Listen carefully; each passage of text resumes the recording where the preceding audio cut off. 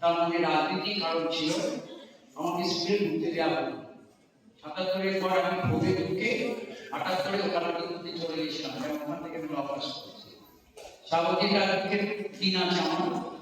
শিক্ষক হিসেবে একটু মনে করেছিলাম যে আমি শিক্ষকতা একটা নোবেল প্রফেশন, চাকরি আর শিক্ষকতা এক নয় বলে আমি মনে করি। আপনারা একমত হবে নিশ্চয়। চাকরি একদিনই, শিক্ষকতা একদিন।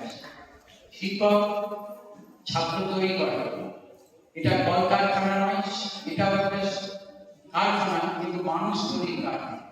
আর প্রাথমিক পর্যায়ে যারা শিক্ষা দান করেন তারাই তো আসলে অকপনামায় শিখিয়েছিলেন। স্বাভাবিক তারা তো সবচেয়ে বেশি প্রণম্য বলে আমি মনে করি। তারা যদি অকপ না শেখাতেন আমি এই জায়গায় দাঁড়িয়ে আমি নিশ্চিত বক্তৃতা করতে পারতাম।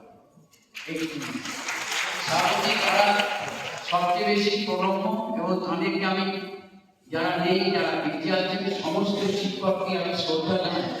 বয়সের কোনো তারতম্য নেই। ডিআই সাহেব আমার ছেলে বয়সে, অনেকে আছে যারা রিটায়ার করতে তারা আমার অনেক ছোট, কিন্তু তবু আমি শিক্ষক হিসেবে শ্রদ্ধা জানাই।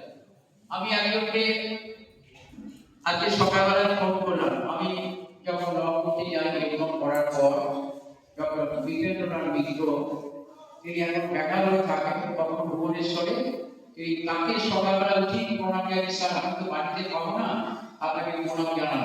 মনে আছে ওই সম্পর্কে মনে রাখবেন না? ওনার কাছে কোনটা শিখেছিলাম?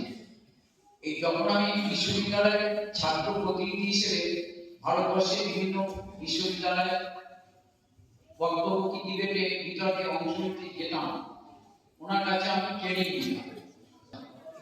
দুষ্কর্ম করার জন্য আমাকে ৮০ পেজ পেরেছে। আমি সেটা বলতে এখন আমি গর্ব অনুভব করি।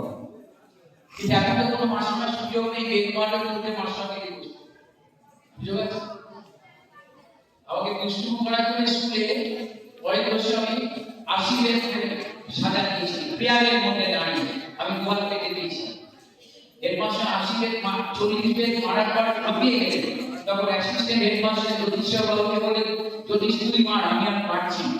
কিন্তু আমার চোখে জল বেরোয়। আমি আমার মনে হয় সেই রেজাল্ট আমার আশীর্বাদ।